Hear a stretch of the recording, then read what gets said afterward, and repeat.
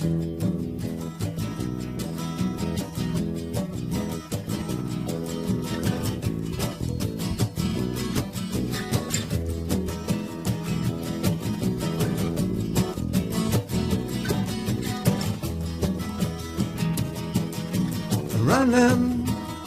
never did much good.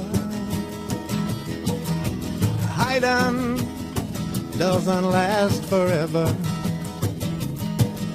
You can't run faster when it's you're running from. So you throw your hands up like doves to the setting sun. Somewhere down the stars are falling like jewels upon a thin black veil. You'll find the mysteries enthralling. 5 seconds seems like 5 billion years. 10,000 galaxies away, yet still so near. Welcome to Karen Holton's podcast. Karen permanently lost 178 pounds and found happiness and success by following her own advice. She has now developed that advice into the quantum health transformation. Heal, evolve, and thrive. Karen's website offers a free webinar workshop series, and you'll also find tools, methods, and practices to assist you to become the change you want to see in the world. She believes that we are all connected. Heal the planet by healing yourself. Connect with Karen at her website, KarenHoltonHealthCoach.com, and through Facebook at Facebook.com/Quantum Health Transformation. Now for the podcast.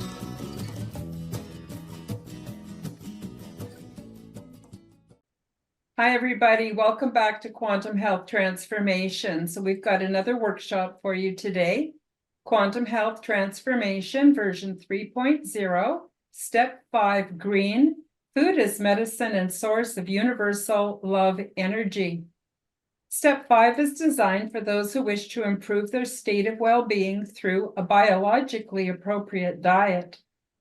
Learn about how local, organic, fresh, raw, and live foods add an abundance of sun energy to nourish and heal us. And it provides an understanding of the relationship between spiritual enlightenment and the ways that we care for our temple bodies. Step 5 will teach you how foods can serve as medicine, how food is a rich source of spiritual energy, and some delicious ways to care for the temple body. Be sure to also check out the corresponding video tutorial. To find out more about my work, all of the links are featured below in the description. Subscribe to my channels, leave me some comments, smash that like button, and share this video with your friends. My students today are Don Rogers, Canadian Spinja and Ray. Please do check out their channel. Their links are below in the description. And to find out more about my work, as I mentioned before, all my links are also listed below. So thank you guys for joining me again for the Quantum Health Transformation, Step 5. So we're in the middle part of the complete program where we are doing basically detoxification. And a big part of detoxifying is to learn about a biologically appropriate diet. So please don't feel intimidated by any of this. We're just taking it one step at a time. And the things that resonate with you are the things that you need to pay attention to. And do you guys have anything you want to say before we get started?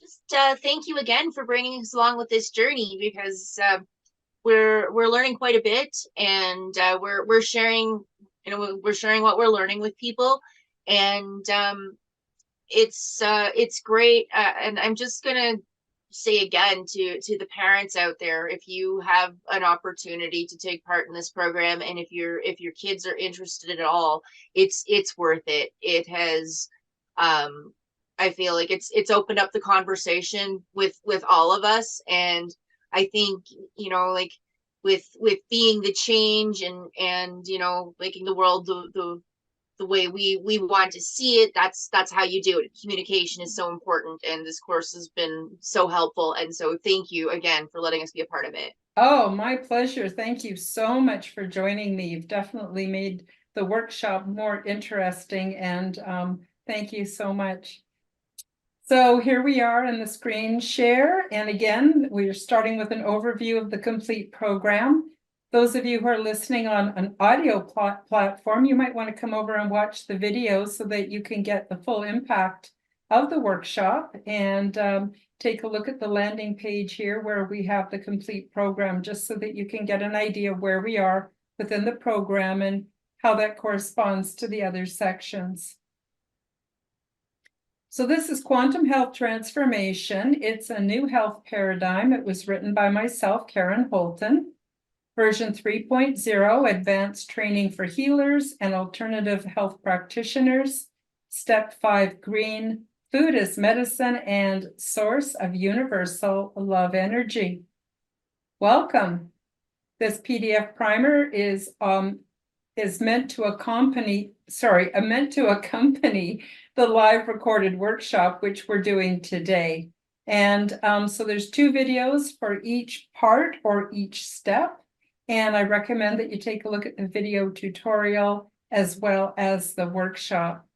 And both primer and live quantum health transformation version 3.0 workshops will be presented in descending number order when published to YouTube and my website. So you'll start with step 9 and work your way down to do step 1 last. And just a reminder, all information presented in any quantum health transformation media was received in a download and was channeled from the Living Library, also known as the Akashic Records. Further, this material was downstepped and developed through the filter of my own personal life experience. I'm not an expert, a mathematician, or a scientist. I'm a seeker of knowledge and wisdom. The Quantum Health Transformation Program is ideal for those who are awakening and for those who are experiencing ascension symptoms. But the content is beneficial for everyone who wishes to experience a better quality of life. This system of quantum health transformation works well for me. However, you must synthesize this information and take only that which serves you. At the very least, it is my hope that from this material, you will be stimulated to seek your own inner wisdom. And also, please note that any part of the Quantum Health Transformation Original, version 2.0 or version 3.0 series can be copied and shared for free under the Fair Use Clause, as long as credit is given to myself, Karen Holton. Thank you. I also recommend that you go and visit my website and download your own personal copy of the PDF. And please help to support my work by asking your clients and your customers to purchase PDF copies of this presentation from my website shop. So today for the screen share, we're actually using the copy of the PDF so you can get an idea of what you would get if you download it. And I am charging $3.99 for each PDF, and that helps me to cover some of my expenses. But the basic program is free for everybody through social media platforms. And for today, I'm going to read a very brief disclaimer. This PDF and the information on the website, KarenHoltonHealthCoach.com, is presented as is for educational purposes only. It is not intended as a substitute for the diagnosis, treatment, or advice of a qualified licensed medical professional. The facts presented in this presentation or on the website are offered as information only, not medical advice, and in no way should anyone infer that we are practicing medicine. Seek the advice of a medical professional for proper application of this material to any specific situation.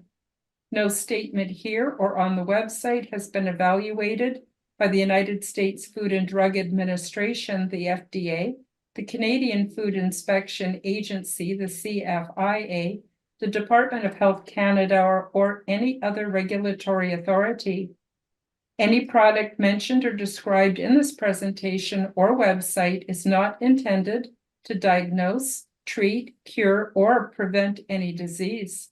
We recommend that you do your own independent research before purchasing anything.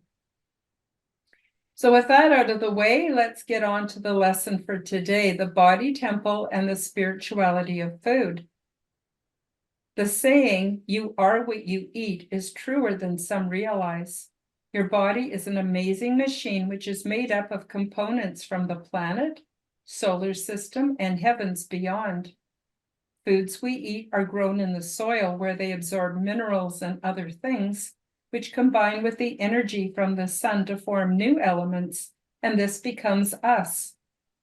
When we eat grass-fed and pastured meats, the vitamins and minerals are digested by the gentle beasts, and the nutrients are then found in the meat. Food was recognized as medicine for thousands of years in many cultures, old and new world. This concept was made popular in the post-classical ages by Hippocrates, who lived between 460 and 375 BC. Let thy food be thy medicine, and medicine be thy food. This concept is lost in the industrialized nations, who put more faith in the science of food-like products and pharmaceuticals than in traditional eating and healing styles. Now things have come full circle as we find out about the myriad of components in plants and animals that heal and sustain us.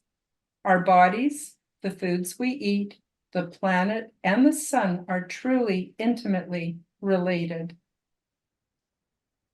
Real food contains universal love energy. And again, those of you who are listening on an audio podcast, you definitely want to come over and watch the video so you can see these amazing images. On a spiritual level, our bodies are temples which are sustained in ways that surpass the physical elements that we can see or touch. Kirlian photography reveals the energetic quality of food, which is also present in our physical etheric bodies. Local, organic, fresh, raw, live foods and grass-fed pastured meats add an abundance of sun energy, as seen with Kirlian photography, to nourish and heal us in ways mostly unknown to modern society. Besides providing vitamins, minerals, and enzymes, food is a rich source of spiritual energy, which makes healing possible because it feeds our light body and our soul. So the images here are of a man meditating. This is all done with Kirlian photography, and it shows his aura or the light leaking from his body. It shows a wildflower, and it shows a leaf, and there's even a picture of me with my aura that I had that taken quite a few years ago, but it just shows that we all are emitting energy. Whether you choose to stay within a religious paradigm or not, most of us are aware of our spiritual need. The mainstream socio-political economic construct leaves us feeling thirsty for something more. We are becoming aware of all the people who are awakening and evolving around us, and who seem to be able to find something satisfying found within.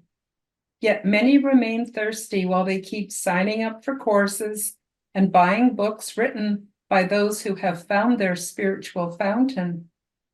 Is it that spirit is partial? Could some people be more worthy than others? I suggest not at all. In order to become enlightened or filled with spirit, we must prepare ourselves for this gift. Simply taking steps to nurture and care for our temple body will clear the channels for a more rewarding spiritual experience.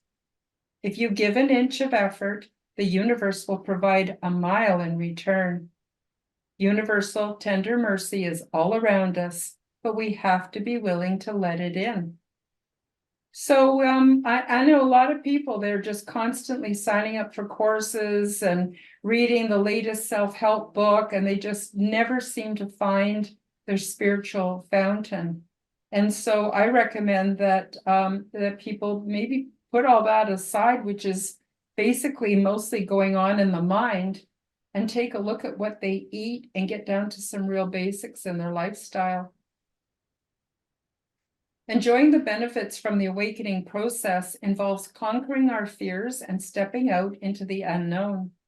In my experience, the fastest way to become connected with the overflowing inner fountain of unconditional love, wisdom, support, and the gift of co-creation is by eating real, life-enhancing, healing food and the tender, loving care we express towards our temple bodies. Be prepared to make some sacrifices and to step outside of your comfort zone.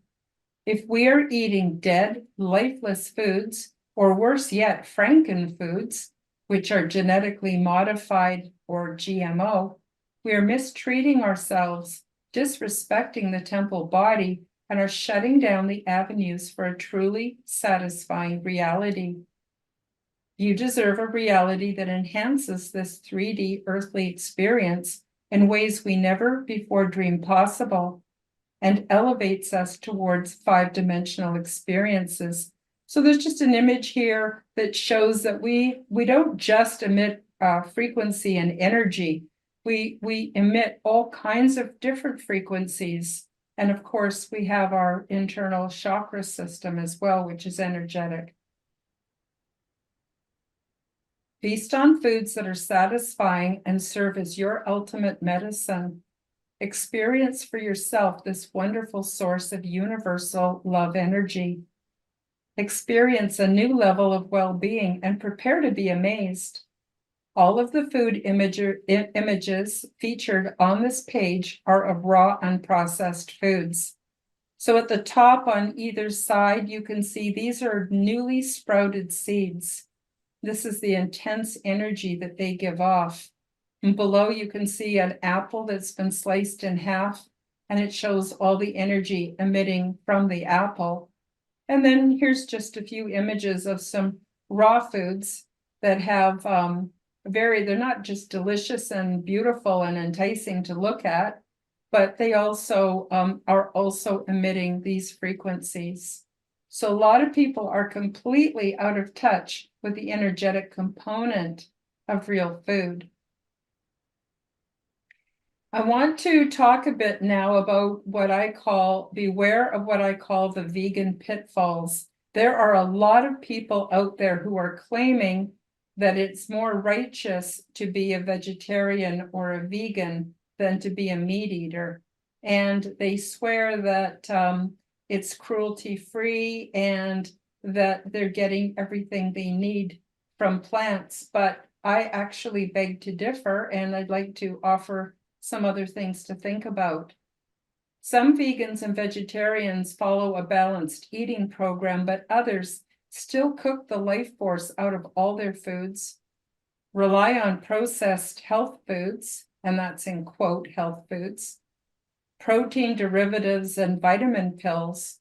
Many binge on sugars and sweeteners, refined and unrefined carbs, fast food and processed meals, and eat foods labeled gluten-free, which are made from refined starches, the same thing as sugar once digested. So a person can be a vegan and eat healthy food and do quite well, but a lot of people are missing the boat, and they think that because they're vegan, it's okay to eat all these prefabricated processed foods in the vegan or health section of the supermarket, or they're taking a lot of those derivative proteins, vitamin pills, and no, that's not helping their health at all. And it's more important to be vibrantly healthy so we can produce the energy that elevates us. That's more important than arguing over what's the right way to eat. Further, some vegans reason that since fresh food is cooked when it hits our stomach acid, they may as well cook all of it before eating it. In this case, the life force escapes into the kitchen rather than within the temple body, where it is absorbed and fully utilized. So, you might want to cook some of your food. I certainly cook some of my food, but we need to eat a certain way so that we're getting that energy released within the stomach. And that is done by eating raw and fresh foods, and especially locally grown.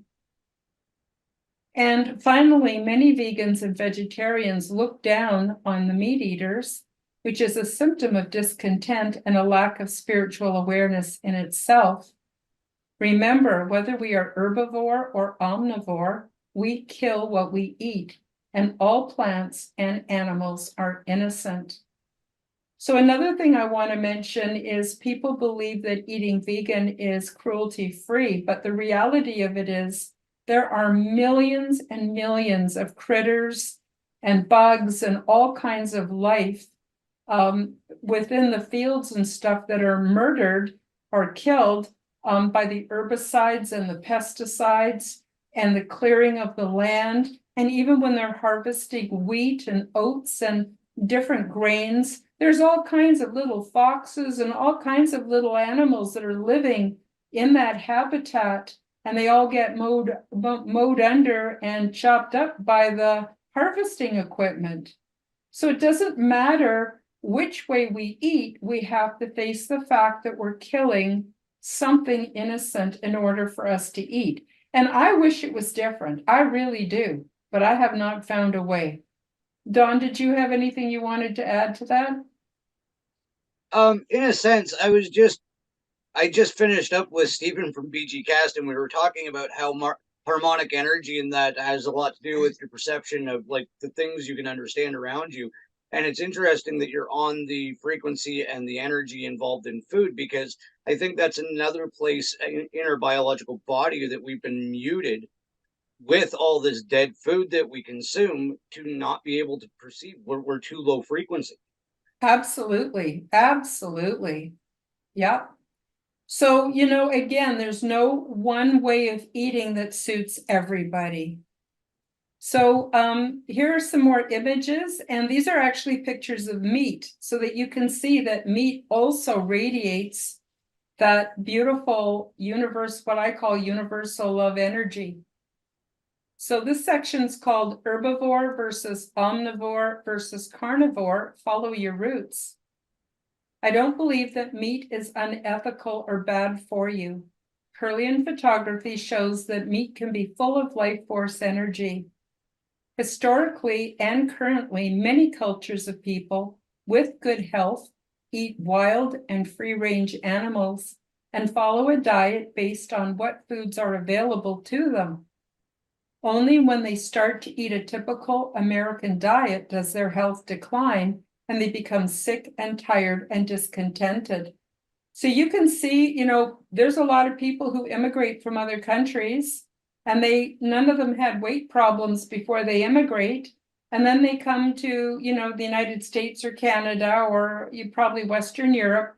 And they start eating all the crap that we're used to eating, and their health goes to heck and they gain tons of weight, and they're in the same boat as everybody else. So, I'm sure everybody knows somebody that's happened to. If your people of origin ate or eat meat, then assume that over thousands of years of ancestral history, they have developed wisdom about food and health. If you are of a mixed heritage like me, then I recommend you experiment with your ancestral diets and find out what works well for you. Cruelty-free sources of protein. I feel at my best when I eat lots of meat protein. I am also a conscientious objector when it comes to the animals I will eat. I consider their quality of life very seriously, and whenever possible, I do not partake of protein sources that have been treated cruelly or without the deep respect they deserve as fellow beings. In industrialized nations, farm factories are a reality. Sometimes we can't afford or can't find grass-fed or pastured cruelty-free meats. So just do your best to avoid participating in their horror, but when necessary, offer thanks and gratitude to the animal you are about to consume. So you may want to just say a little prayer or just offer up some gratitude before you eat your hamburger from Costco. We all have to sometimes, I can't afford to eat strictly grass-fed and pastured. I don't have that kind of income. So when I eat meat that's from, Costco or someplace like that, I don't know where it's coming from. All I can do is offer up to the beasts that lost their life so I could live some gratitude and appreciation. And besides, as they've told me, I know this is going to sound weird, but when I was a vegetarian, I was actually a raw vegan for a while, and actually it was very detrimental to my health. I tried and tried, but I just wasn't getting the protein and the fats that I needed. But I felt very bad and remorseful, for killing all these plants. And I had a vision, and the plant kingdom reached out to me and told me that the plants have three purposes for being here. One is to reproduce. Number two is to add to the balance and harmony of the planet. And number three was to provide a food source for those of us who are elevating the spirituality of humanity. Later on, when I started to eat meat, I felt terrible about eating the animals. If I think about it too much, it still bothers me. But I had another vision, and I was shocked that I got the same message. First of all, they told me they're in a far better place. Second of all, they told me that they had the same three primary reasons for being here: to reproduce, to add to the harmony and balance of the ecosphere or the planet, and to provide food for those of us who are elevating humanity. But you can consider supplementing your diet with eggs or hulled hemp seeds, which also give us all the protein that we need. And I'll get a little bit more into that later on. And I also want to make a note about pH and blood hunger. Balancing our pH and eating for health is pretty much the same thing.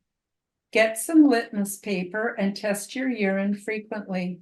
It should remain in the green zone for optimal health. Yellow or purple suggests an imbalance and are the zones where fungus, disease, and pathogens reign. You may wish to consult the many pH food charts available online and choose more foods that help you to eat your way to an alkalized body. So you'll see a chart here. Those of you who are on audio, again, you'll want to come over and take a look at the video. I've got a picture of some the type of litmus paper that you can pick up pretty much at any drugstore, and a pH chart. So your pH is how acidic or how alkaline your blood and your body is running. And we're supposed to be around 6 or 7, which is in the mid-range. But when our body becomes too alkaline or too acidic, that can cause us to get sick and to not feel good. So it's good to monitor this.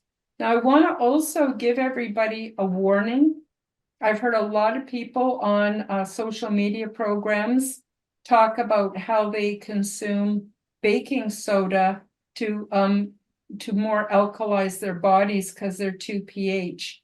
And I want to highly recommend that you do not do this, because your stomach acid has to be at a specific pH. It's very acidic. So on this chart, it might be a 1 or a 2 or maybe a 3, but probably a 2 or a 1. It's very acidic, so it can break down the proteins that we need, and it can also break down and alert the body that fat is coming through, so the liver knows how much bile to secrete so you can absorb your fats, which are absolutely essential for health and even spiritual enlightenment. So these people are taking all this baking soda, and it's alkalizing their stomach acids, and then they can't digest their foods properly. And so they're wondering why they're getting sick and why they're having depression and anxiety. It's because they're not able to break down the proteins and prepare the body to receive proteins and fats. So I really want to recommend that folks don't do that. You can do it just by eating real, live, healthy food. Oops, I forgot one thing, sorry. I wanted to say, I know I dieted and I exercised myself up to 320 pounds. The more I starved and ate diet foods, the bigger I got. So that does have something to do with pH, because what I was eating was causing my body to be acidic and also overly alkaline, depending on what I was eating. And this definitely affected my hunger signals. So blood hunger is not the same thing as stomach hunger. Blood hunger is where you need nutrients, and the only place you can get them is from real whole foods. Benefits of organic, live, and raw foods. I'll admit that it was not easy to cure my carbohydrate addiction, but once I got that monkey off my back, real food tasted better than processed foods.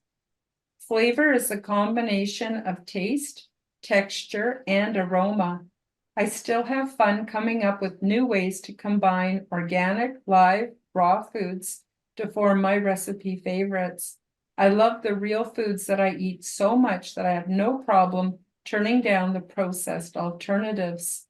So again, we've talked in the previous workshops and tutorials about what we need to do to take care of our addictions, which include our food addictions to food-like substances, sugars and chemicals and things that are found in substandard foods. But once we go through that, then real food starts to taste absolutely yummy, delicious. You see, our taste buds tell us what tastes good and what doesn't. And processed foods are engineered to overstimulate our taste buds, and that's what keeps us addicted. But when we stop eating them, the chemical environment within our mouth, the enzymes that our digestive juices, our saliva produces, become different. And pretty soon we're not overstimulating our taste buds with the processed foods, so that ordinary food now starts to taste delicious. So you really got to go through that detoxification process before you actually start tasting food. And then you're so surprised at how delicious it really is, and you have no problem staying off the processed alternatives. Restaurants have no appeal to me, as I'm always disappointed with the flavor and the quality of the foods they serve. So every once in a while, somebody wants to take you out for a meal, or it's Mother's Day and you want to go out for breakfast. Well, when you're used to eating real food, the restaurant food just tastes like crap, and you just can't justify spending that kind of money, for food that just doesn't do it for you and just doesn't taste good. So I've got a little hint here. By the way, while you are recovering from eating sweets and processed foods, you can make your own sweet treats from raw organic seeds, small pieces of dried fruits, cacao nibs, and raw coconut oil with a dash of sea salt. So you just combine whatever you want. You can combine hemp seeds, you can combine sunflower seeds, sesame seeds, whatever you're attracted to. You can crush up some nuts and put that in if you want. And then you add some small pieces of dried fruit, and cacao nibs are much better than chocolate chips because they're unsweetened and they're in the natural state.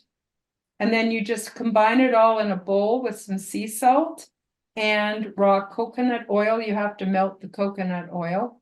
You mix it together, you shape them into bite-sized cookies, and then you refrigerate or freeze them. And then you just take out what you want to eat when you want to eat it. So you can eat this sweet and crunchy snack as part of your daily reward. So that's what I did to help me get off sugar, because to go from 0 to 100% healthy is not easy. And I needed to not only replicate the taste and the sweetness and the saltiness, I needed to also replicate the crunch. I really missed the crunch. Texture was really an important part of what I was eating. So that's what I did to recover. And if you like colorful, crunchy, and juicy foods, try making salads with fresh fruits, vegetables, seeds, and lots of dressing. And you can make your own dressing without seed, corn, or soy oils. So when you're eating seeds, you're eating the complete food in its natural state. But when you're eating seed oils, they've been highly refined and they're very toxic. But you can make your own salad dressings and they're absolutely delicious, and experiment with spices and herbs and all kinds of things. They're also very portable. You can pack them for your lunch, and it's a good way to get some live food into your diet. I love real food so much, and I love the way it makes me feel. As a result, my physical and mental health is better than ever. Eat better to increase your energy, think more clearly, and have more fun planning your life. A side effect of an improved diet is more spiritual well-being, which assists with co-creation and manifestation. Yes, really, really. So a lot of people don't realize the connection between food and manifesting and bringing into our lives more of what we want to have and more of what we need. Should I pause till Dawn comes back or just continue? Yeah. He asked if you could pause. Yeah, okay. I'll pause for a moment.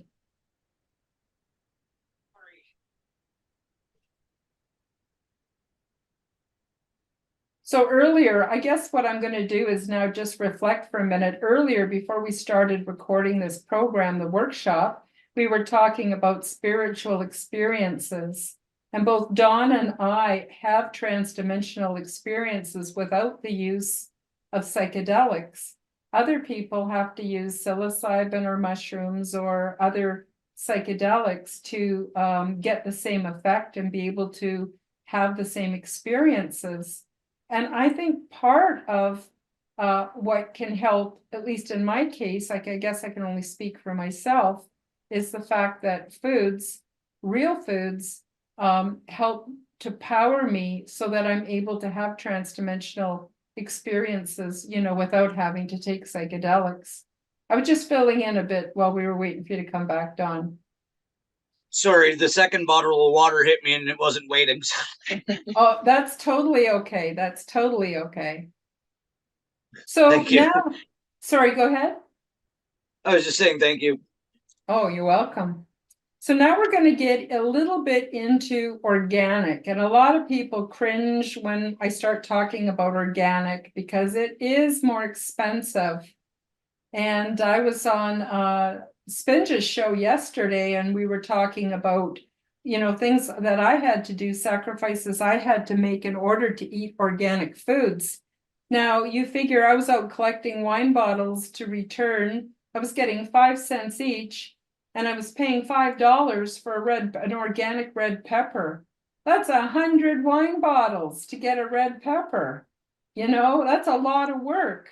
Why would I do it? So I'm going to explain a little bit about why I would do that. Why choose organic? I know organic foods are more expensive, but the toxic elements in standard produce cannot simply be washed off. So my mom used to say to me, well, just peel it and you'll be okay. But it's so much more than that. The main reason to buy organic is because both national and state organic certification rules do not allow genetically engineered or GE foods to be labeled organic. When you buy organic, you buy foods free of synthetic pesticides and also free of genetically engineered ingredients. Choose foods certified as non-GMO Project Verified. The Non-GMO Project is the only organization offering independent verification for GMO products in the US and Canada since 2014.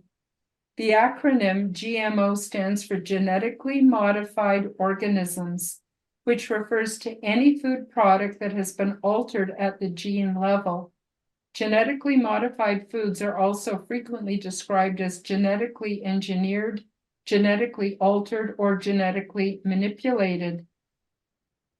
I also recommend EWG's Shopper's Guide to Avoiding GE Foods to find out which foods are made without GMO ingredients. By the way, foods containing GMOs do not have to declare this on the label. So I want to make a little clarification here.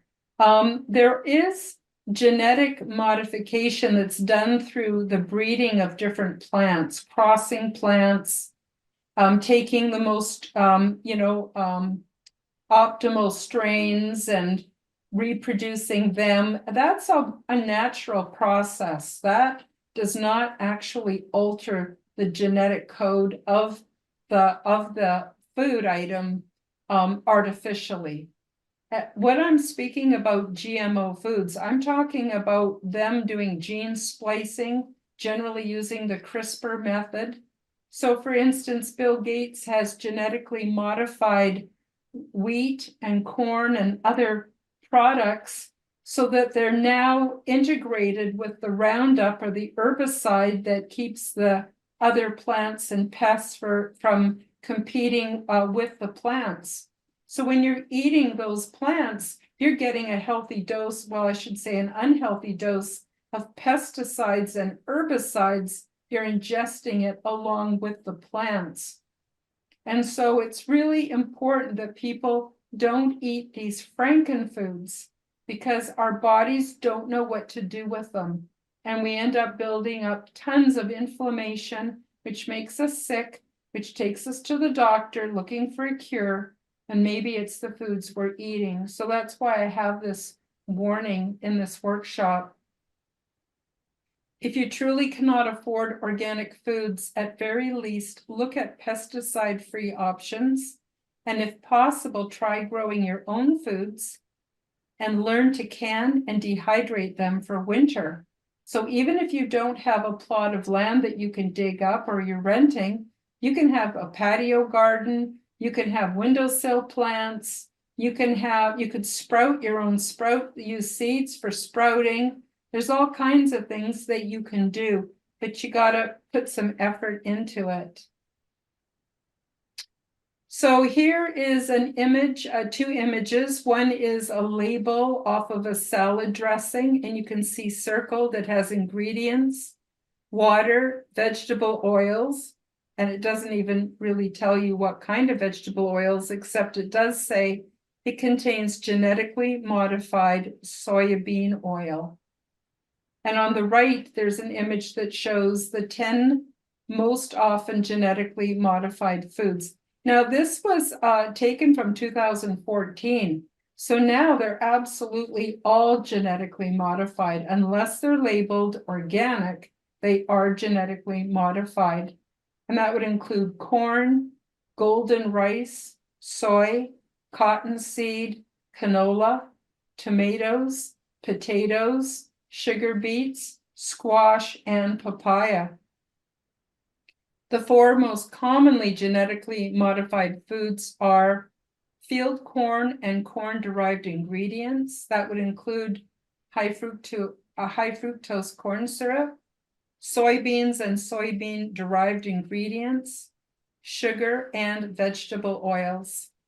On the watch list are papaya, zucchini, summer squash, sweet corn, and Aqua Advantage salmon, which is farmed fish. And up for GMO approval back in 2014 was flax, potato, plums, radicchio, rice, tomato, and wheat. And I've got a link in a PDF primer here where you can look online and do your own research. Personally, I do not trust anything that's been created without the creator. I will do everything in my power to eat non-GMO foods. Everything I need is already here, so why add something artificial? How to tell if your fresh produce is GMO. These instructions apply for North America. And again, those of you who are listening on audio, you might want to come over and see the visual to get the most out of this workshop. So you look at the numbers printed on the produce code, not the barcode. See the illustration. So in this illustration, you'll see a little dot, dot, dot around the box, and that has the barcode that gets scanned. So, so that you know how much you have to pay for the item. That is different than the produce code. The produce codes start with the number 4 or a number 9. If it's organic, there will be 5 digits displayed, with the first being the number 9. If it is genetically modified or engineered, and they're honest about it in the labeling, the first digit may be the number 8.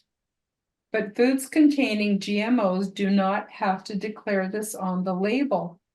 So be suspicious of all regular produce codes. All regular produce, not organic, and possibly GMO, will start with the number 4. So the next time you're in the supermarket, take a look at the stickers on the apples, the twist ties that are on the broccoli, things like that, and notice not the barcode, but the product code. And notice, what does it start with? If it starts with a 4, then it's not organic, and it's quite likely GMO. So before we move on to the next section, do any of you have anything you want to ask or comment about that? Yeah, I was gonna say, there's a major pharmaceutical company right now involved in all of this in a class action lawsuit down in the States about Roundup. And more commonly known, the vegetables that you're talking about are from a genetically modified seed called Roundup Ready. And what Roundup is, just real quick for those who don't know, it's a derivative of Agent Orange back from Vietnam. Yep. When Nam was over, they didn't know what to do with it. They started using it as a pesticide. Yep. There's a major pharmaceutical company trying to save their butts over this entire thing right now because they produced the chemical and then modified the food to be safe with it. That's all I want. Yep. Another one is I don't know if I'm saying it right, glyphosate, where they spray the wheat with that. And what they do is they wait till just before harvest and they spray it with this pesticide. The plant thinks it's dying. So in an effort to reproduce, it provides an abundance of the granules that are harvested for wheat to make the flour. But that's never washed off or extracted from the plants. So a lot of people think they're gluten intolerant, and what it actually is they're allergic to the chemicals and the toxins that have been sprayed on the wheat, and antifungals and all kinds of stuff. Go ahead. Ray, sorry, Ray, I didn't see your hand. No worries. I can I'm just remembering like last year in science when we were talking about like genetically modifying stuff, and like as opposed to like adding chemicals or just like and I just can remember thinking to myself, if the chemicals added, how do we know it's like washed off and not just inside the fruit itself? So like this is interesting. Yeah, no, it's never washed off. It's never. Remember, as I keep saying in all these workshops, there is a war against humanity.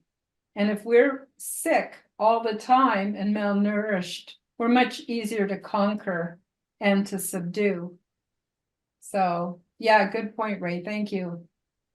So now I want to move on to a few other factors that people often don't consider. One is chewing, and the other is your environment.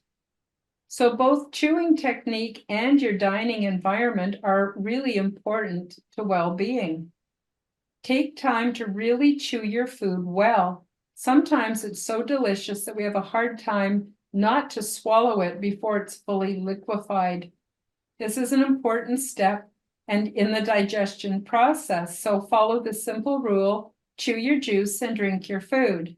So if you're drinking a juice or a smoothie or something that's liquefied already, don't just chug it down. Keep it in your mouth so that your mouth produces the enzymes to start breaking that food down so that you can digest it. So it's not just about getting the food to the stomach. We need to start the digestion process in the mouth. And drink your food, which means chew it until it's liquid and well mixed with our saliva. And then it starts the first whole part of the digestion process before it hits the stomach. And in the stomach, as we said earlier, that's where the proteins are digested and broken down, and the liver's alerted that there's fats on the way so that the liver can produce the bile to break down the fats. There's no point in eating well if our bodies are not able to absorb and digest the nutrients. They have to be able to get into the body. And very few people think about the chewing process as being a necessary part of digestion.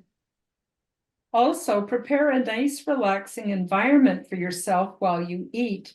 Treat yourself like a beloved friend and set things up so you enjoy your surroundings and not be in a hurry. So I don't know about you guys, but I'm often guilty of wanting to grab my plate and sit in front of the TV or a screen and stuff it down while I'm watching a show. That's, big deal for me. But I have to stop and go, wait a minute, I need to be mentally prepared. So if I'm watching an action show or even the news while I'm eating my food, that is absolutely affecting my digestive process. We need to be able to relax and feel comfortable. The eating experience is spiritual, sensual, and so enjoyable. Why not bring more enjoyment into your life? Love your food and let it love you back. Prepare your eating area with as much care as you would if someone special were joining you. You are worth it, and this really shows a deep love and respect for your temple body and for yourself. And once you try it a few times, you'll see that it makes all the world a difference. And you relax and you have an energetic exchange with the food. And it's a great way to show yourself self-love. So just take those few minutes and start, maybe eating together the way families used to at the table. Just try it, and then afterwards you can dash off and watch everything else. And now I want to talk a bit about hemp hearts. One of the most nutritional foods on the planet. Raw hulled hemp seeds are one of the most nutritious foods in the world because they are a rich source of phytonutrients, which are the healing elements of plants, with benefits protecting your immunity, your bloodstream, your tissues, your cells, your skin, your organs, and your mitochondria. Hulled hemp seeds do not contain THC. I'm not even going to try to pronounce it. That's the active substance that's found in cannabis. So there isn't any in the seeds. And these are hulled seeds. So the tough outer exterior has been removed. That just gives you that nice, soft internal seed that's lovely to eat and absolutely will not get you high, much to the disappointment of some of the listeners. This superfood provides a broad spectrum of health benefits, including weight loss, increased and sustained energy, rapid recovery from disease or injury, lowered cholesterol and blood pressure, reduced inflammation, improvement in circulation and immune system, as well as natural blood sugar control. Raw hulled hemp seed offers a superior balance of proteins, essential fatty acids, vitamins, and enzymes, and is much more balanced and digestible than soy or whey products. This is a wonderful alternative to factory meats. So when I was eating hemp seeds, I was adding them to a smoothie. It helped thicken them up and added a nice creamy component to the flavor. Raw hemp seeds contain vitamin A, B1, B2, B6, C, D, E, alpha, beta, gamma, delta tocopherol, and alpha tocotrienol, lecithin, choline, inositol, and chlorophyll. They contain essential minerals, phosphorus, potassium, magnesium, sulfur, calcium, iron, manganese, zinc, sodium, silicon, copper, platinum, boron, nickel, germanium, tin, iodine, chromium, silver, and lithium. So they have a nice calming effect as well. Hemp seeds supply an abundance of life force energy and enzymes, and is a great source of zinc, phosphorus, magnesium, and iron, important for bone health, oxygen delivery, and immune health. For detailed and well-researched information on the benefits of eating hemp seeds, read 2 articles by Lynn Osborne. And again, if you purchase the PDF, you can just click the link and it will take you directly to these articles. And so the first article is about hemp seed being the most nutritionally complete food source in the world. And the second one is about hemp seed oils and the flow of life force. So a lot of people are like to keep themselves on a low-fat diet. They don't realize that fats and oils are absolutely essential for the life force to flow within the body. Hemp seed oil comprises 35% of the total seed weight, with more essential fatty acids than flax or any other nut or seed oil. Essential fatty acids, or EFAs, are necessary to produce life energy from food and move that energy throughout the body. EFAs govern growth, vitality, and state of mind, and carry the high energy required for the most active tissues and ensure very high oxygen availability. Life force travels through the body via the essential fatty acids and their derivatives. So for those of you who are on the awakening or ascension path, you may have seen videos about the fluid in our spinal fluid that travels and helps people to reach enlightenment. Well, that is, they're talking about the essential fatty acid pathway. So that is why essential fatty acids are so important, and they're in abundance in hemp seeds. Low in carbohydrates, hemp seeds are ideal for those following the paleo or keto diet, or who are carb conscious for their health.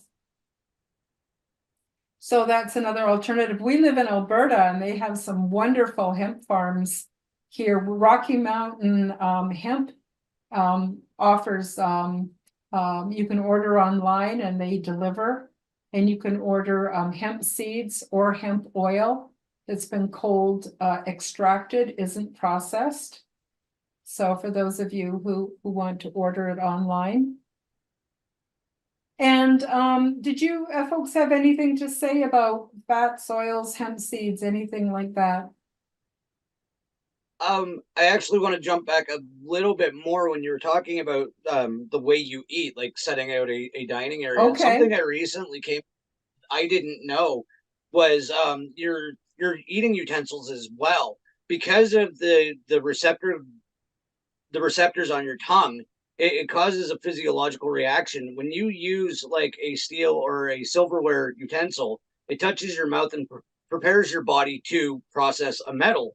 Wherein if you have like a bamboo or a wooden utensil, or even using your hands, your body is in a natural state of reception. It doesn't identify the metal in your receptors. That's a really good point, Don. And that, I gotta say, some of the Eastern cultures, like the Chinese people, they have been so technologically and intellectually advanced, thousands of years ahead of Europeans. And notice they use chopsticks, which are generally made out of wood. So case in point, yes. So I'm going to move on to insulin resistance and juicing. I have a few things to say about my experiences with juicing. There's no doubt that for some, juicing can be a fast and effective way to lose weight and improve health. But for those who have diabetes type 1 or type 2, insulin resistance, or are pre-diabetic, juicing may not be our best option. I have insulin resistance and found juicing exacerbated this condition because juices contain a lot, I mean a lot, of natural sugars. So a lot of people, they have juice, they buy juicing machines and they juice all their fruits and vegetables, and some do okay with it. But so many of us, if not the majority of us, are now being plagued with a metabolic syndrome, diabetes, insulin resistance, things like that. Juicing is not good at all. And this is why I highly recommend green smoothies made with hulled hemp seeds, fresh fruits and vegetables. The protein and the fiber slow down digestion and are less likely to trigger metabolic conditions. So rather than using a juicer, why not use your blender and make yourself some fruit smoothies, and put in some protein, because the protein helps slow it down. Ray, did you have something you wanted to say? No. No? Okay. Just didn't want to miss you again. No, I'm all right.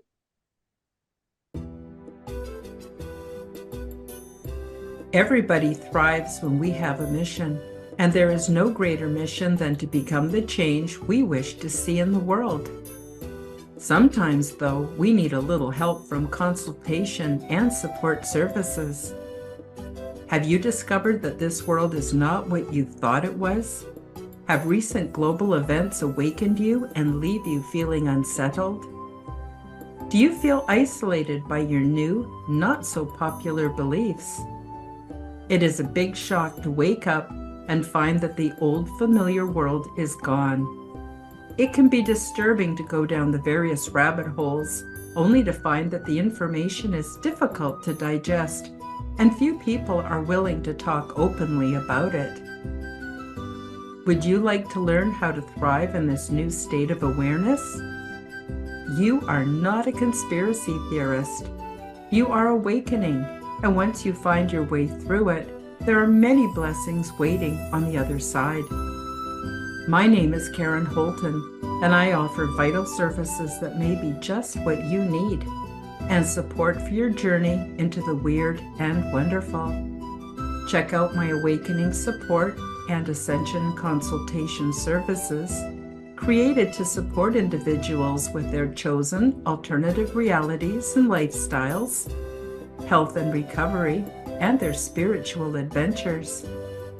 For more details, check out the various vital services found on my website, and be assured that I have found personal success with every category featured. My website is www.karenholtonhealthcoach.com. That's KarenHolton healthcoach.com. Okay, seeds and nuts. I have found great success substituting nuts and seeds for carbs. This is again when we're trying to get off of our sugar addictions and our processed food addictions. So, and I also got off beans, all kinds of beans. I found out they didn't agree with me, and have converted my body to run on healthful fats and oils instead. This slower burning system satisfies hunger and really provides tons of energy. Also, if you soak and then rinse your nuts and seeds, the enzyme inhibitors are removed and the spark of life is initiated, greatly increasing the life force and the nutritional quality in them. So when you have seeds, and you plant them, it takes time for the rain and watering them to wash off what they call the enzyme inhibitors. And then the spark of life is initiated and a little plant starts to grow. So when you want to eat nuts and you want to eat seeds, it's a really good idea to soak them. That removes the enzyme inhibitors. So it's prior to when they hit the sprouting phase, and they're activated, and they have many times more nutritional value if you do that. So it's an easy process. I simply put them in a mason jar with filtered water and leave them in the fridge overnight. And in the morning, I give them a rinse, I dry them back out, and then I add them to smoothies or blend them to make my own non-dairy milk. And here's a couple images here. One is of the soaked nuts in a blender. And then below is a fruit smoothie made with nut milk instead of dairy, because a lot of people have problems eating dairy. And I want to just give you another caution about preservatives. All processed foods contain preservatives. This allows foods to be stored for up to 25 years. This food is always toxic, which is why the rats, the insects, and the other pests do not eat it. Even a small bug knows that it will die if it eats the processed foods. So I want to really put a warning out there to preppers. There's all kinds of dehydrated foods that you can buy. And they have, they tell you that it's got a 25-year shelf life. And, when the shit hits the fan, you're going to need these foods. Well, there's two problems with that. Now, I'm not saying they're all bad for you, but quite a few of them are processed so that they can last for 25 years without going rancid. And a lot of them require a tremendous amount of water to reconstitute them. So if the shit hits the fan, where are you going to get water when it's no longer coming out of your tap, when you can't get to a store, when you can't buy the water, or money's no good anymore? How are you going to get that water? Unless you have a fresh spring on your property, you can't reconstitute that food anyway. So I just want to put that out there. Further, the preservatives in processed foods will prevent any real food you eat from breaking down in the digestive tract. And then you cannot digest and absorb the nutrients. Even if you only eat processed or junk foods once a week, it stays in your digestive system for days. This has a detrimental effect on the gut biome, and the body never gets the chance to digest real food properly. You can eat healthy all week, but as soon as you gulp down a fast food snack, you no longer absorb the nutrition you need for health and sanity. So a lot of people don't realize that stuff sits in your gut, destroys your gut biome, and then you're not digesting your food. And we need to digest our food in order to get the nutrients, in order to be healthy and to be able to think clearly. So that also, as we covered in previous workshops, includes MSGs, artificial sweeteners, and especially high fructose corn syrups that are in just about everything.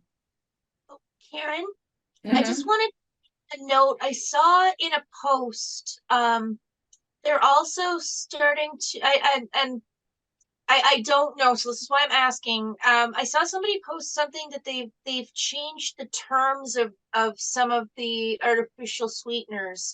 And I don't know if it's aspartame is being renamed as birch sugar or something like that. Yeah. I think it's maltitol, but yeah, it's being called birch sugar. And then what happens is it poisons your pets, because a lot of us share what we eat with our pets. Yes, that's what it was. So I guess the point, my point is, maybe consider doing even more research in the labels, because it seems to be constantly changing. Like they're constantly changing terms. Like it's frustrating, but like that's the only way you really stay in the know, right? Well, that's why I stay away from sweeteners completely. So whether it's Equal or Sweet and Low or Splenda or, birch sugar or coconut sugar or, all of them, I just stay away from all of them, but not everybody can or will. But, this is just advice, people don't have to take what you can do. And, that's why I actually recommend doing the Quantum Health Transformation program, the whole program. Once you're finished, start it and do it again. And then you get into progressive layers of competence with it. Cooking and meal preparation. How do you cook your food? Do you use the microwave and plastic containers? Do you enjoy the convenience of non-stick pans? Some research has shown that vegetables lose some of their nutritional value in the microwave. The intense heat produced by microwaves destroys vitamins, enzymes, proteins, antioxidants, and certainly life force. Exposure to PFAS, which are used widely not only in non-stick cookware, but also in stain and water resistant gear and grease proof food packaging, has been linked to liver damage, lowered immunity in kids, and other health concerns. And then plastic containers. Studies have found that certain chemicals in plastic can leach out of the plastic and into the food and beverages beverages that we eat. Plastic containers can leach chemicals such as bisphenol A or BPA and phthalates into food, especially when they are heated or exposed to acidic or fatty substances. So we covered that in the Quantum Health Transformation Step 6, Part 1, external, and also Part 2, internal detoxification. So a lot of people aren't aware of that. Some of these chemicals have been linked to health problems such as metabolic disorders, including obesity and reduced fertility. Now, I know it's really hard to get away from plastics. You know, I really like those Ziploc bags. Boy, they're convenient, you know. But I just try to, I actually go to the dollar store and buy glass containers. They have a plastic lid. The lid doesn't touch the food, and I try to store things in glass. It's heavy, it's cumbersome, but you know, I'm trying to reduce my own toxic load. So again, you just do the best you can with what you have. But those nonstick pans are really, really dangerous to your health. And, you know, people are using them on all the cooking shows and stuff because they're super convenient. You just wipe them out with a paper towel. But you can season a cast iron frying pan and it actually works just as well. I use stainless steel and I just soak them and then scrub them out, and they're not that bad. Yeah. So now I have to switch gears completely. Absolutely, completely. And I hope, are you folks good for time? Because we've got about another 15 minutes. Another 15, that's fine. Okay. Ray, check on the dogs real quick. Do you want to go do that now, Don, before we get into this? He's out there right now checking on it. Oh, okay. So I can wait a few minutes. Yeah, I think he's almost back. But no, I just wanted to point out too, and this gets a little tinfoil hatty. Like, we've talked about it before, how, like, you know, we were in the middle of an oil crisis when all of this wonderful plastic stuff came into our lives, and that just doesn't really line up with what was being said. You know, in a time of war, you don't start making tin cans to send to everybody's home. Yeah. This didn't make it. There's no logic to it head that all of these plastic wonderful conveniences came out right in the middle of an oil crisis. Yeah. Something doesn't click. Anyways, Ray's back. I've got my tinfoil hat on, and yeah. Well, no, I'm glad you do, and it's a really good point, because the other thing too is look at how much plastics is used in the pharmaceutical industry, and especially during the last 3 years with injection materials and PCR tests and masks and all that crap. How much plastic is being used? And meanwhile, they're trying to say oil and gas is bad. Like, what the hell? It makes no sense whatsoever. Yeah. So I just want to throw that out to go further to your point. For a second, the dog was up to something, so I just had to see what he was doing. So is everything good now? You guys are ready? So this last section is not easy for people to hear. And the reason I added it was because I myself suffer from many of these food sensitivities, and I did not realize it. So as I was mentioning before, I was raw vegan for a while. I used to use hemp seeds as my main source of protein because I didn't want to do cruelty to animals. And then I just got sicker and sicker, and then I found out about food sensitivities. So there's no pretty pictures to go along with these because it's not good news, but I have to tell everybody about it. So some people cannot tolerate certain kinds of foods. They suffer from acute and chronic health conditions, but they never discover the root cause. With all of my recommendations urging you to eat more organic, fresh, and raw produce, I would be remiss if I did not include this section.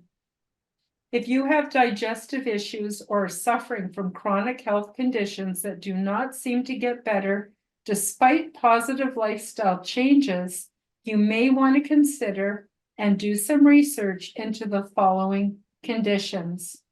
And this is basically the path of discovery that I took, and that's how I found out about these. So the first one is called FODMAP. FODMAP is an acronym, FODMAP. It stands for fermentable oligosaccharides, disaccharides, monosaccharides, and polyols, which are short-chain carbohydrate sugars that the small intestine absorbs poorly. Some people experience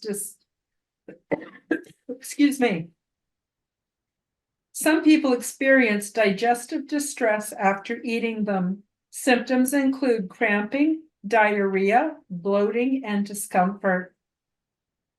Many people with digestive symptoms find that certain foods seem to trigger these symptoms.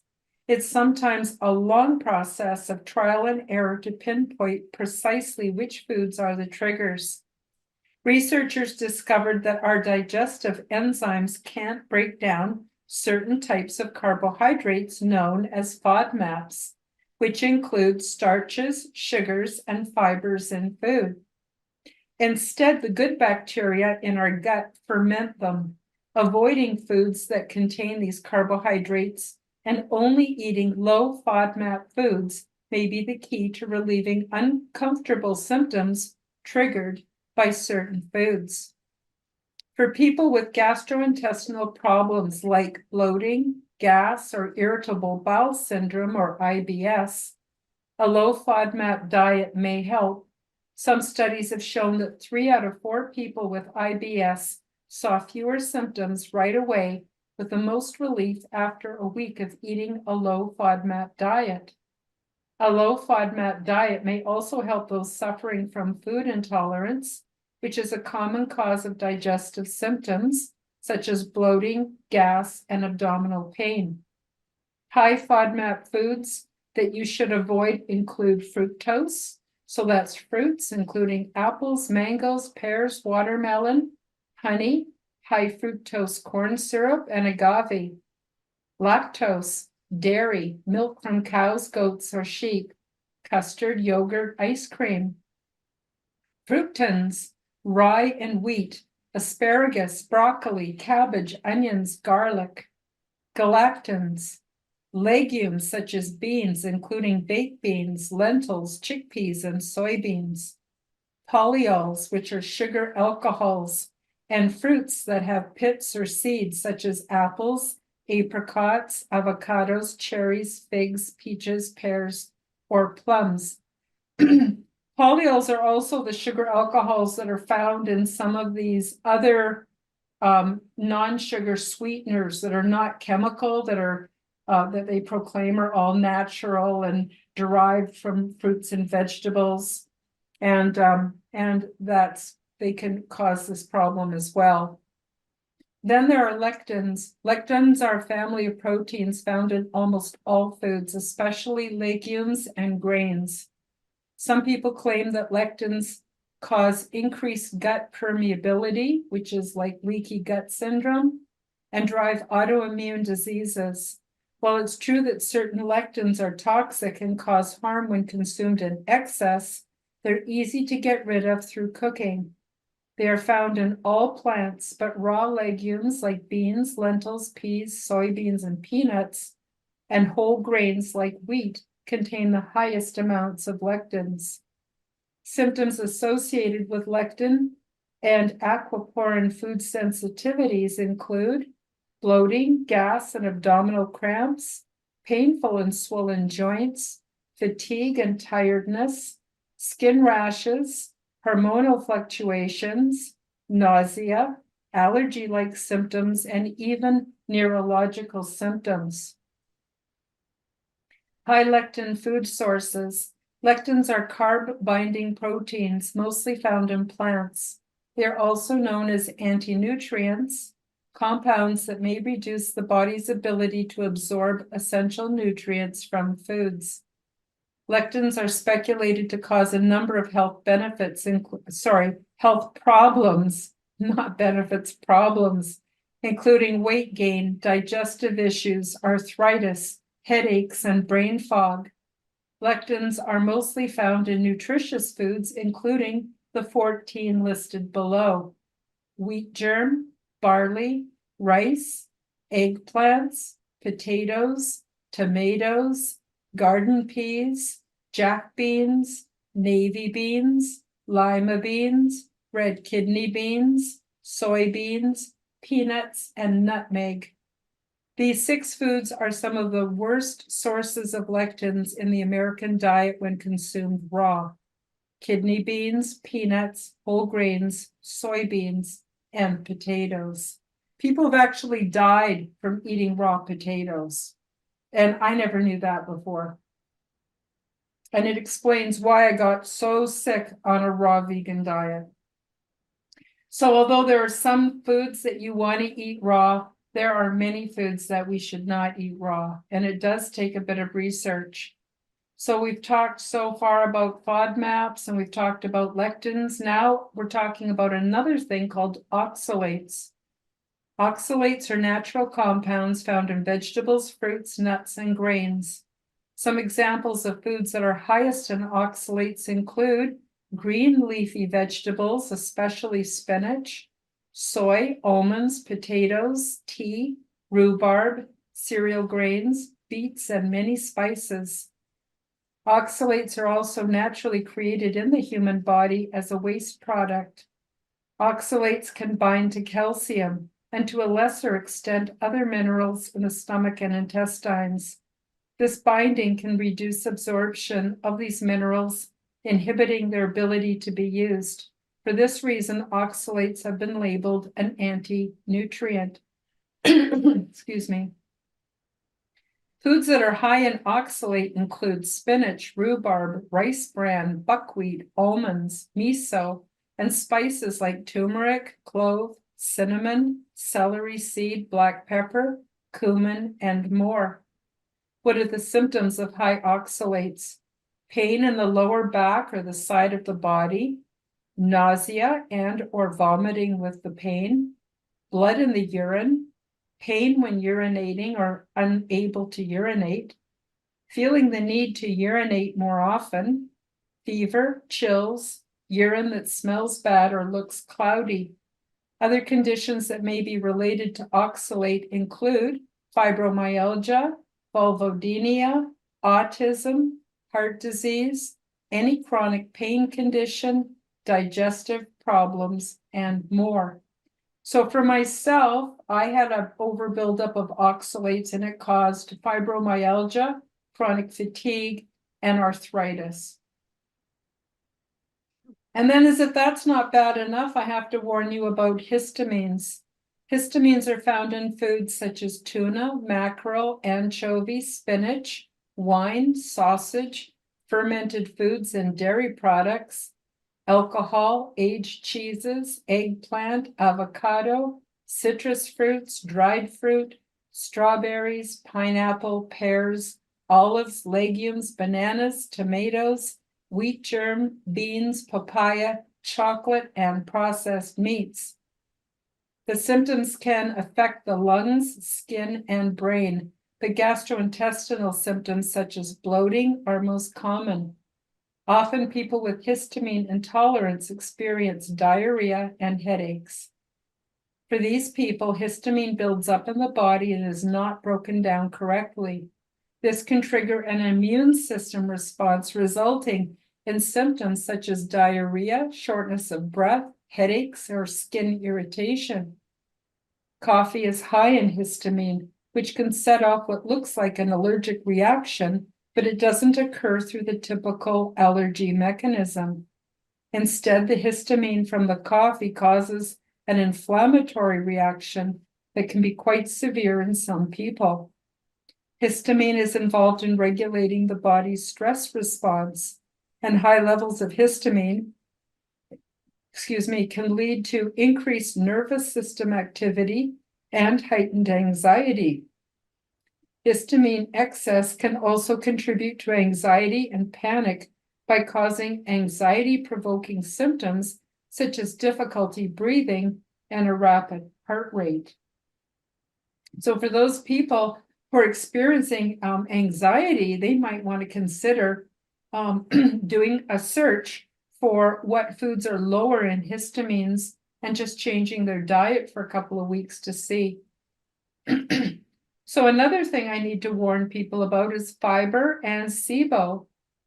Small intestinal bacterial overgrowth, also known as SIBO, is defined as the presence of excessive bacteria in the small intestine. SIBO is frequently implicated in the cause of chronic diarrhea and malabsorption.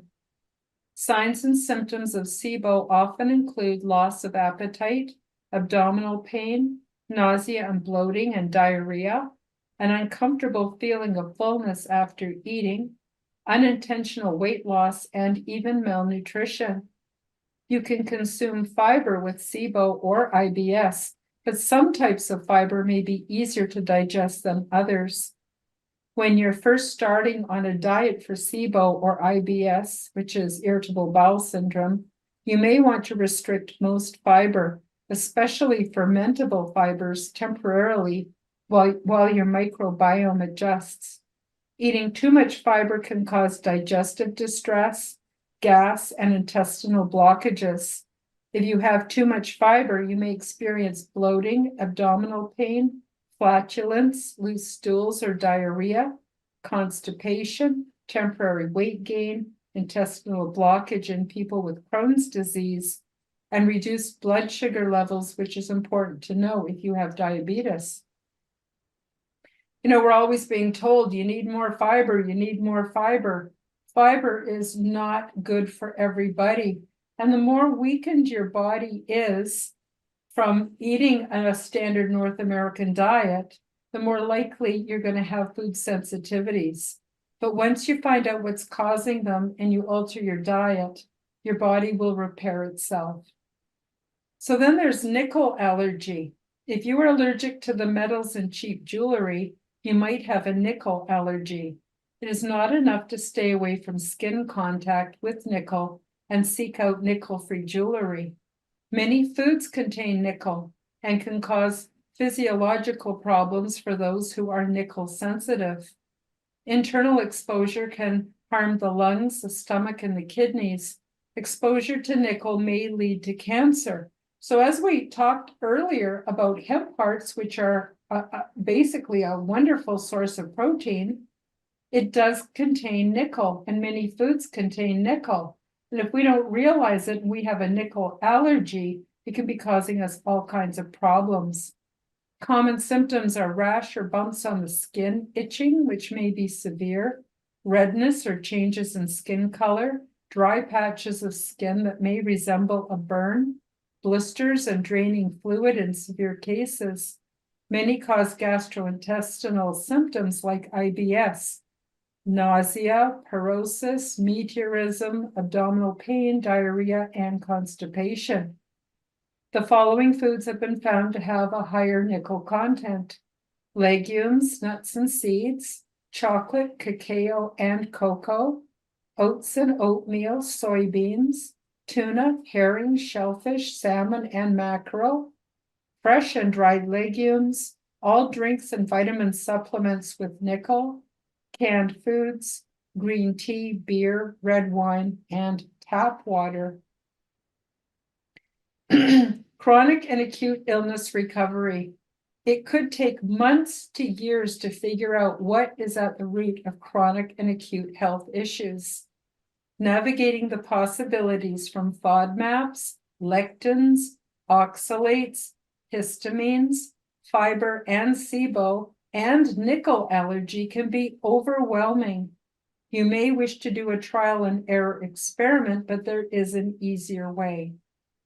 Many people are using the complete elimination diet, also called the carnivore lifestyle.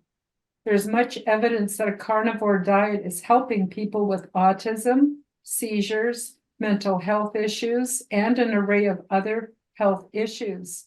that have previously been thought of as hopeless. So a lot of people don't realize there's over 100 years of research has gone into the carnivore eating program. And it's been used medically to treat digestive issues for 100 years or more, and mental health issues and all kinds of issues. So it is a legitimate and valid way of eating. And so I recommended Dr. Anthony Shafi. He's a plant-free medical doctor, and I've got the link to his YouTube channel in the PDF. And he has hours and hours of free medical advice to help you navigate your journey to better health through the carnivore lifestyle. And there's also Dr. Ken D. Berry. He's another plant-free medical doctor. He also has a YouTube channel and offers hours of free medical advice to help you navigate your journey to better health through the carnivore lifestyle. Now, I myself have suffered from so many food sensitivities that I actually started the carnivore lifestyle a year ago. And I've been living on just meat, primarily red meat, but I did eat some pork. I'm now switching over to just red meat, which is ruminant animals, water, and salt. That's it. Nothing else. And I've had absolutely miraculous improvement in my health over the last year. So I'm going to do it probably for another year or maybe even longer. I'm not recommending it because it's not considered healthy by the medical industry, but for the people who have had serious health challenges, it's been an absolute godsend. So if you have good health, an abundance of energy, clear thinking, and a rich spiritual life, you may not need to take this drastic action. But if you are sick and tired of being sick and tired, a radical departure from the norm may be needed to find relief. Now, before I conclude, do any of you have anything you want to say, or? I think this is all great. Again, definitely looking at some dietary balance things that I know are out of skew. Ray even pointed out, like I've mentioned it on the show before too, about my body's rejection of low quality meat, and I'm going to assume because it's coming from a fairly low end grocery store that it's probably factory meat, and my body is now rejecting it at all times. Like I get stomach cramps to the point where I can't get out of bed if I buy discounted meat. So that's off the table. So all of these things are coming about at a very opportune time because we're looking at making spiritual changes that align with our physiological changes anyway. Right. Yeah. So this is all great information. And like you're saying, nobody has to jump into this with both feet. It's doing what you, like Spinja says, doing what you can with what you have is our current situation. Like, we had a family moment the other day when I looked at the stove and went, nothing on here came out of a box or a can. Excellent. Excellent. And pride. Right. And that's one step. Like that's what we could do this week. Yeah. He now owns chicken fingers because he got some chicken on sale, and then he'd been saving the ends of the homemade bread that I've been making. And he made breadcrumbs out of them. And like even that, he was talking about the difference between store-bought bread and the bread that we're making at home. Yeah. Well, yeah, because like I can't believe how long you can leave homemade bread out and it just naturally turns into that breading crumb form that you need. If you try that with store bread, 9 times out of 10, you're going to get mold before you get there. Yep. And it's like I was mentioning yesterday on Spinja's show, where she was talking about making a chocolate cake. And I say, well, first of all, when you make it at home out of natural ingredients, you're not getting all those preservatives and chemicals. You're getting a far superior taste. You're developing a relationship with your food as you're creating and making it. And so you're doing 100% better right there. So I know I've given you a ton of information, in these workshops. I don't expect anyone to go out and only buy organic and stop eating, all these different foods right away and switch over. No, it doesn't work that way. It has taken me years and years and years to get where I'm at today. And Ray, did you have something you wanted to say? Yeah, like just with like processed stuff, on my lunches I used to take like applesauce and it was good until he made homemade applesauce and now it tastes terrible. I can taste the Yeah. like in it. It's awful. Yeah, Like once you switch over to good whole foods, oh my goodness, and give your like body time to start generating the right kind of enzymes. So say, for instance, you're not used to eating apples or you're not used to eating almonds. It'll actually take 2 or 3 days before your body can produce the enzymes that are in your saliva that start breaking down those foods, and then they taste absolutely delicious. So give yourself time. And as this page says, be patient with yourself. It takes time to detoxify and rebuild yourself. Complete healing and restoration takes many years and follows a 7-year cycle. So the first 7 years, the physical body is completely rebuilt. Every cell in your body is replaced. The second 7-year cycle is an emotional cleanse, and you emotionally deal with all your crap and your intergenerational dysfunction and all of that jazz. But first you got to do the physical 7-year cycle. And then after you've done that, then you start to reach spiritual maturity and a further understanding of our higher role in life. And I know we live in a society where you go to the doctor and he gives you a pill and it makes the symptom go away, but it doesn't necessarily address the underlying cause. We're used to instant gratification, and in that way, we're not patient with ourselves, but you have to be patient with yourself. Every step, every baby step takes you closer to your goal. And it's a lifelong thing. It's not something we're going to do for a year and then we're done and we can go back to the old way. No, Don, did you have something else you wanted to say? No, I'm good. Okay. So that's the other thing I wanted to say. In the past, I had lost over 100 pounds 4 times in my life. And the first 3 times when I got my weight down, I started going back to my old lifestyle. I started eating what other people were eating and going out for cocktails and drinking a bottle of wine with dinner and doing all these things that normal people do. Why couldn't I do them? But as soon as I did, I put the weight on and more. So I had to permanently change my habits, and it's not easy. It is a sacrifice, but it's really worth it, and you just work on it a bit at a time. So in conclusion, in step 5, we learned that on a spiritual level, our bodies are temples which are sustained in ways that surpass the physical elements that we can see or touch.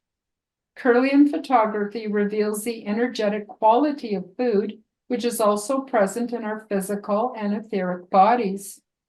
Local, organic, fresh, raw, live foods and grass-fed pastured meats add an abundance of sun energy as seen with Kirlian photography to nourish and heal us in ways mostly unknown to modern society.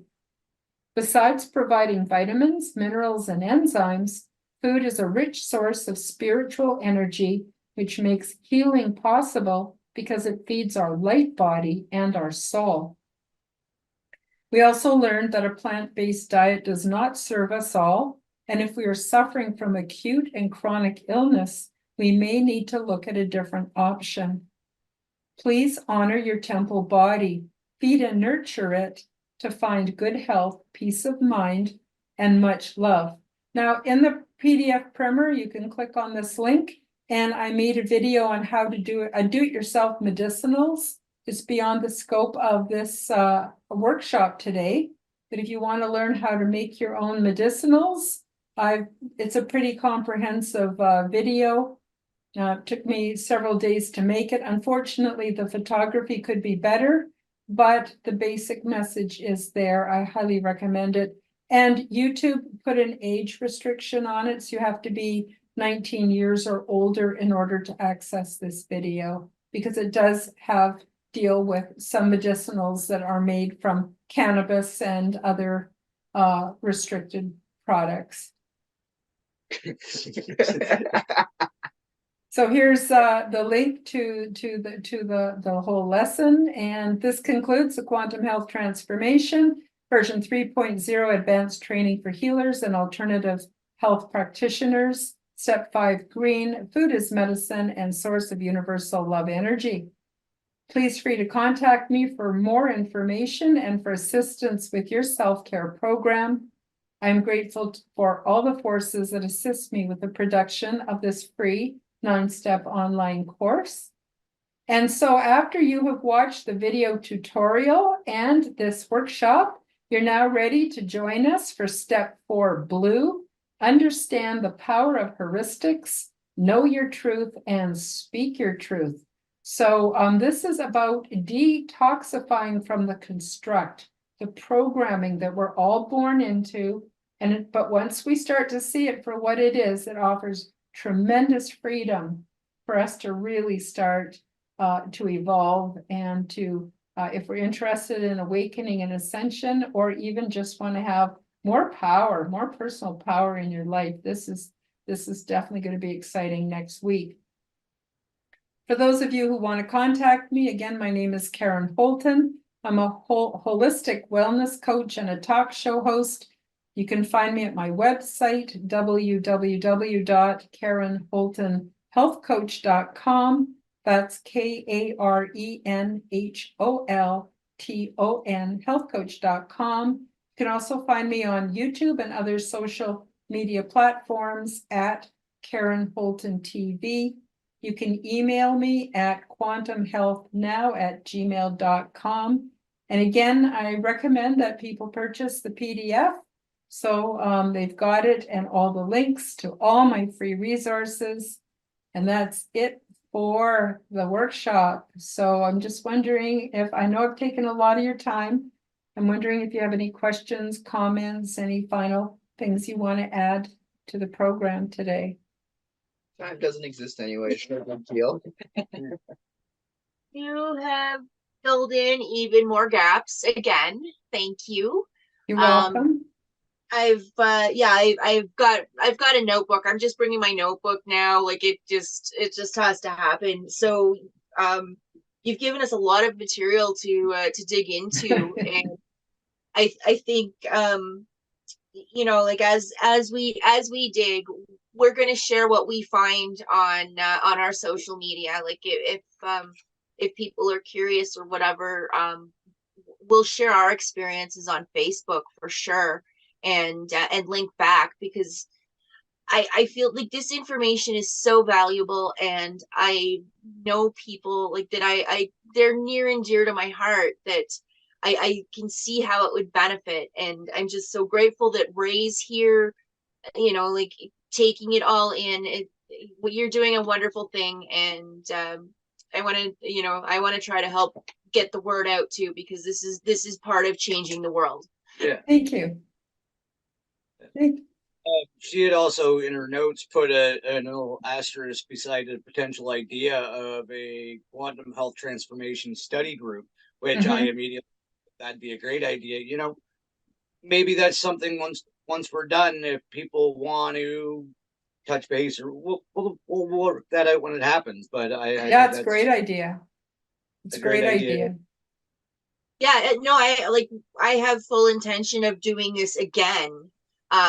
Because I know, I think like we discussed it before, that I started the first couple of steps before we started this, and even the ones that I did before we started, going over and doing again, I still I saw things in a different light, which brought different questions. And so it is absolutely beneficial to do it again, and we will be. And yeah, anyway. Wonderful. Yeah, a study group would be a really, really good idea. So we're pretty much out of time, but I'm wondering if you folks want to tell the listeners and the viewers where they can find you, what you guys are up to. You've been super busy lately. And Spinja, you've done your first show. I was your guest. I really enjoyed it. Thank you so much for including me.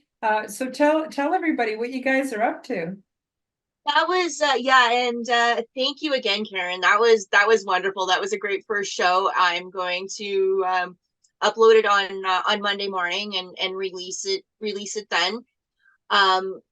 So that's basically the my show, my channel. I released my first spinning video last week as well, just demonstrating the spin in Spinja.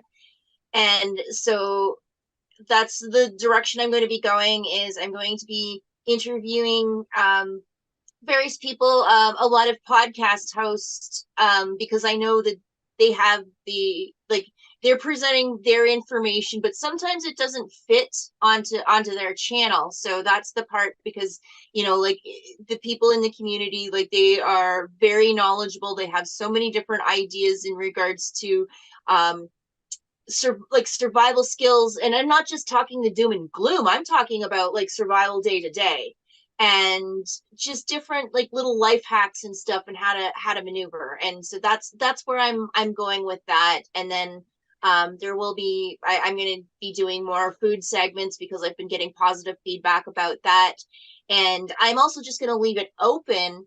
If anybody has any ideas or questions, like something that they would like me to dive into, I have opened up my Facebook account again. You can find me on there as Canadian Spinja. I'm on Instagram, and then I have my YouTube channel, and I'm going to be trying to get Rumble going up as well. So that's where you can find me.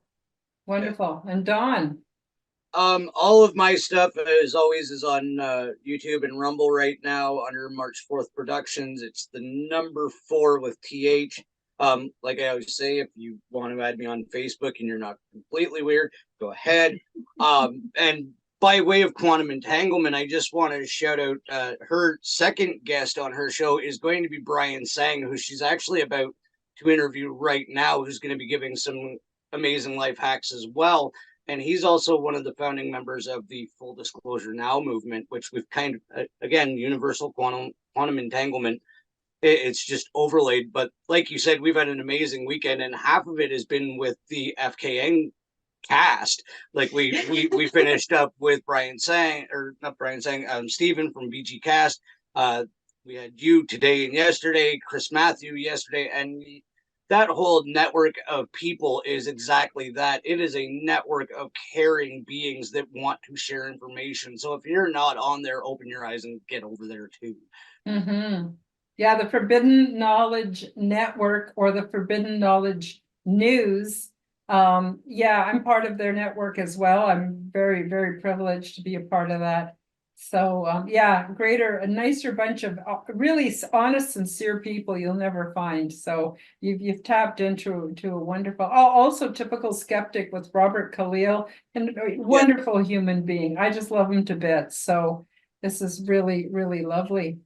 So with that, all the links will be below. So I encourage the viewers and the listeners to check out Spinja and what she's got, and Don Rogers, and just go down those rabbit holes together, and we'll all hang on. It's just wonderful, wonderful. So thank you everybody for joining me, the listeners, the viewers, and also Spinja, Dawn, and Ray. Thank you so much. And we'll see everybody next time for step 4, where you can learn how to step out of the construct, how to leave the matrix, how to form your own truth. And it's just a wonderful, wonderful opportunity. So thank you, everybody, and we'll see you next time. Lion only makes you hurt. Denying only makes it worse. Love and surrender seem the fastest way to bring an end to bitter, painful days. Somewhere down the stars are falling like jewels upon a thin black veil, and you will thrill to hear your calling. 5 seconds seems like 5 billion years, 10,000 galaxies. galaxies away, yet still so near.